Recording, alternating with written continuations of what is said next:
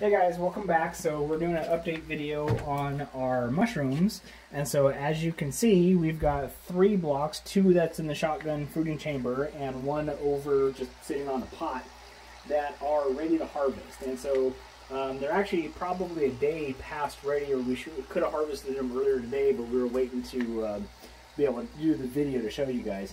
So as you can see, the mushroom caps are starting to curl up, and that's a sign of the mushrooms getting ready to drop their spores. So that's how you know that it's really ready to harvest. So we're going to take those blocks upstairs so that way we can cut the mushrooms off and see how much we get.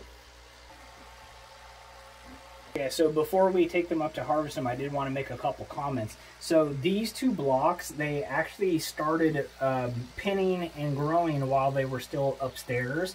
And so that was the first 5 days of fruiting was really in very poor conditions. They had lots of fresh oxygen, but the temperature was way too high and the humidity levels was way too low. And that's why a lot of these pins died off. Simply because they couldn't survive the very poor growing conditions.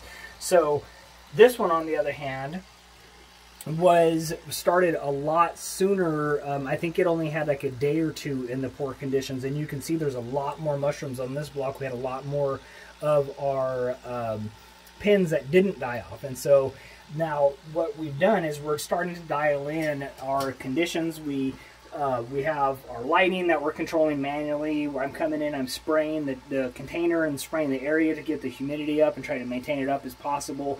And so we have 2 new blocks that we started. They are about 2, maybe 3 days old, but we started them fruiting inside much better conditions.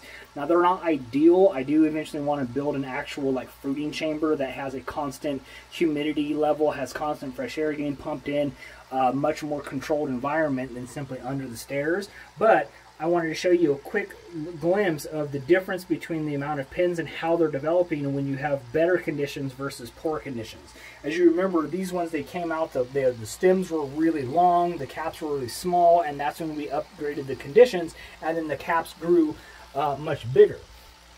But they could have been a lot less stem, they could have been a lot better. So over here we have another block that's just sitting out, and you can see it is starting to pin all over the place.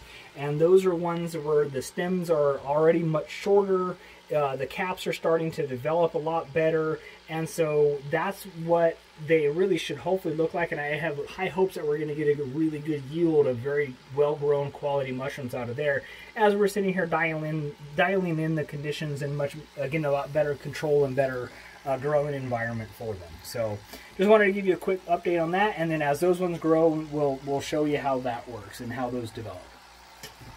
And one of the things that I did here is I just put an aerating pump in some water to help try to keep the humidity levels up in this room.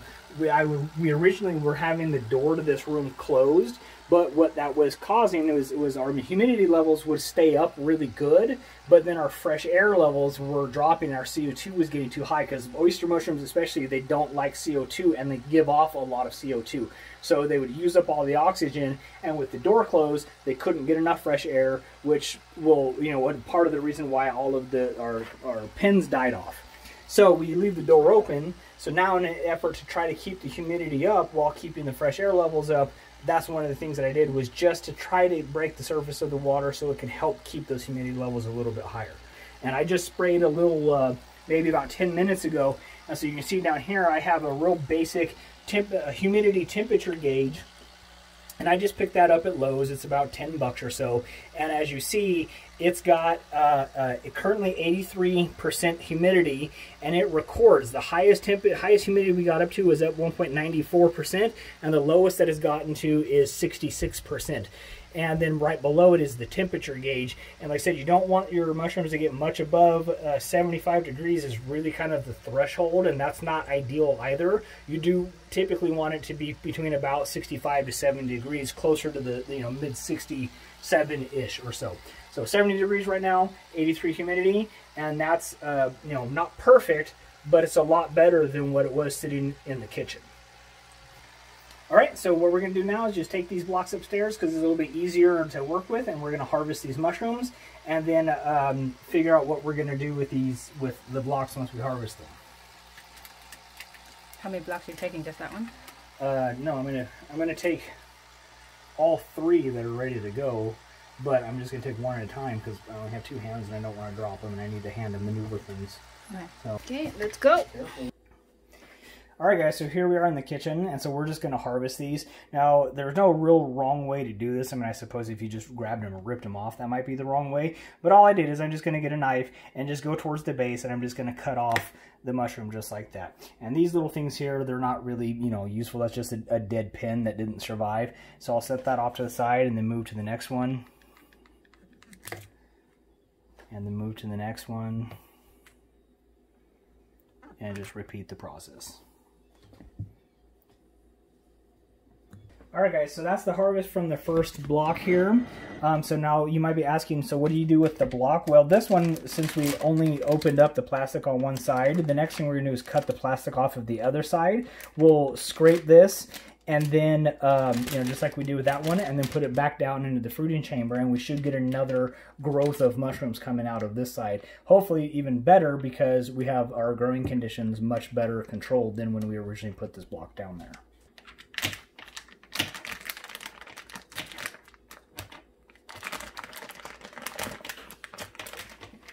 So what this is doing is exposing all this fresh mycelium here, and so that's what should give us another harvest. And so we won't really expect anything coming out back here because this is all kind of dried out and spent basically. But over here, it's nice and fresh, so we'll scrape this side and then put it back down in the fruiting chamber.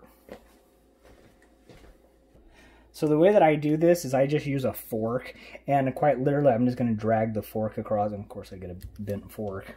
So the way that I do this is I just use a normal fork, obviously a clean fork, and then I'm just going to drag it across the mycelium.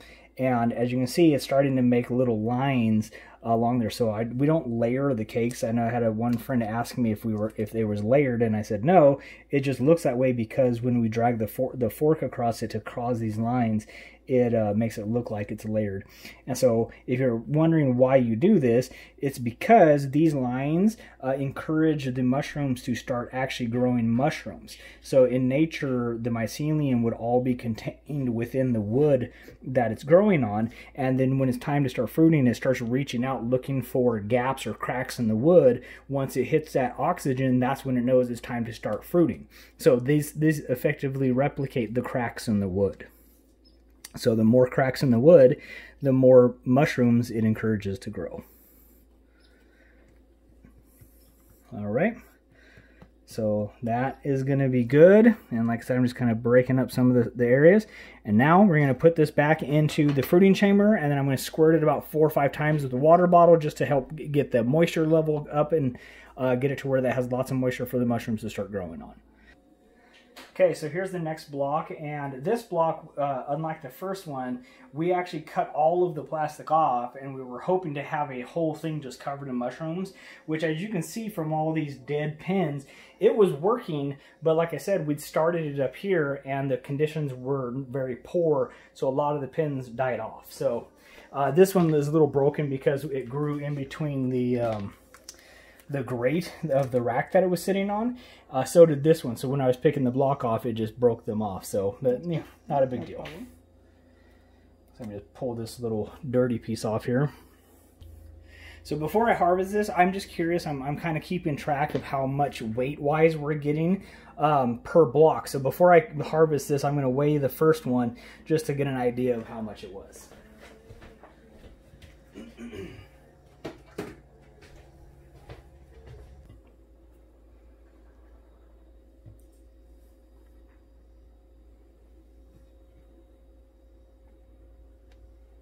So 2.61 ounces off of one block, which is really not good. You know, if growing conditions are ideal, you can easily get a pound all the way up to 2 pounds per block, but that just goes to show the importance of making sure that your conditions are good so your pins aren't dying off. But this is our first time. And well, this is the second harvest that I've ever done. Yeah. The first harvest was actually like 1.8 ounces. So it's you know, an improvement, but that's because mid-grow we're taking measures to improve the fruiting conditions.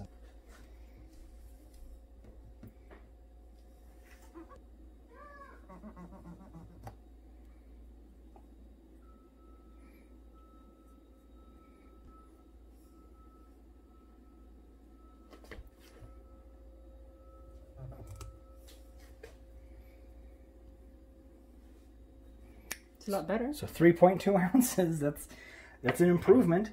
So now with this block, because we had taken away we started off with none of the plastic around it, this one's pretty well spent. I mean, like if you really, really wanted, you could probably, I left the plastic on the bottom and I could probably peel this off and get the bottom to grow.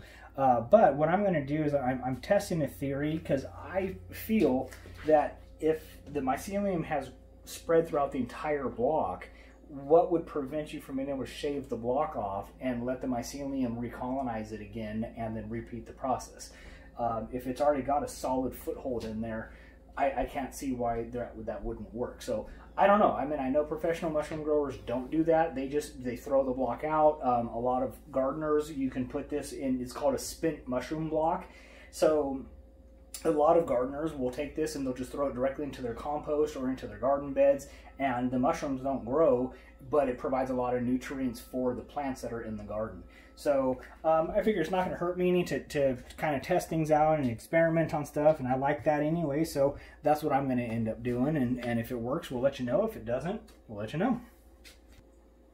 Alright guys, so this is the third and final block that we're going to harvest today, and this is the block where it got much better conditions much sooner, and so you can see the one side is a lot fuller, and that's what we want. So for this one, these ones are still pretty small. They do feel a little bit dry, so I don't know if they're going to do anything, but I'm not going to trim these off and just let them go, because yeah, I mean, there's not really anything. They're small enough that you're not going to really do anything with them anyway. So I'll trim off the bigger ones, cut off the plastic, scrape it, and then put this back down. If they grow big, great. If they don't, no loss anyway.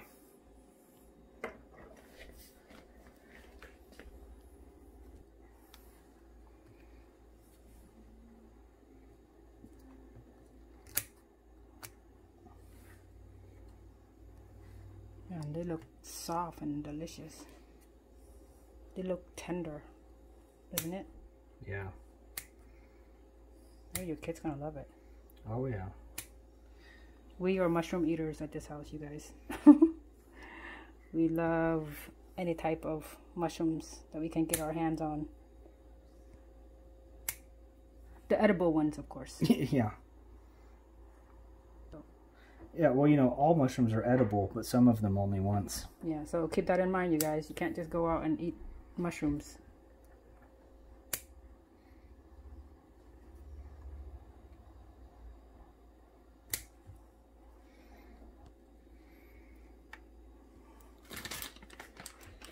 All right, guys. So right there is 3.52, and that's off of 1/2. And so again, that's, you know, I mean, we had this whole block back here. The entire block gave us 3.61. But as again, like I said, we had a lot of dead pins, whereas this one, only half the block almost matched it.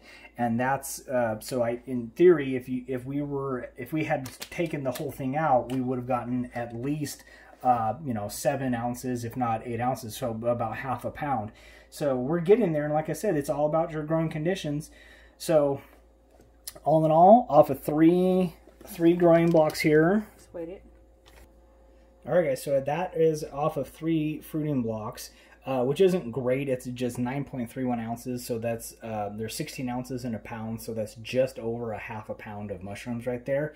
And off of 3 blocks, that's really not good. I mean, you should be getting at least a half a pound per block.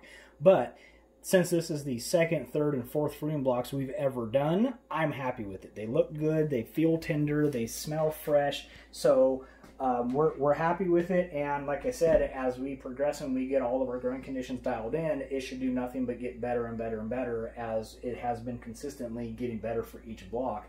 And that's the only thing we're doing.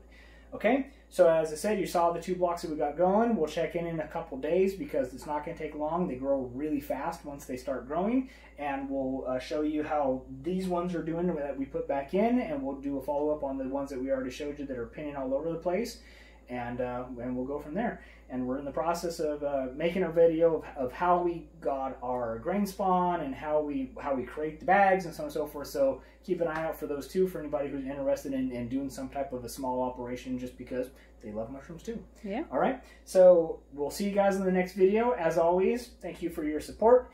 Don't forget to like and subscribe, share our videos, share our channel if you know somebody that you think would find it interesting or could benefit, and help support our channel.